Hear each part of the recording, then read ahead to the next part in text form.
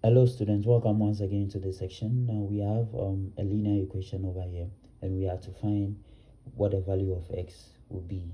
So let's quickly look at that. So in simple terms, what we do is that we group like terms. Now remember that when a number crosses the equal to sign and it is positive, it becomes negative, and that's it for the vice versa. When it's negative, it becomes positive also. So over here, I'm going to maintain my 2x on this side. So let's maintain the 2x on this side, then we bring our equal to sign. We already have our 17 here. This moves to the other side, it gives me -5. Then I have 2x here. What is 17 minus that? Gives me 12 in this case, right? And then we have to find x. So what do? We divide here by 2. We divide this side by 2. 2 here will get rid of 2.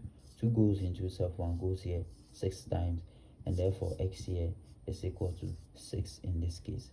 So therefore we say that x is equal to 6 in this case, right? Thank you very much, and I'll see you guys in the next one.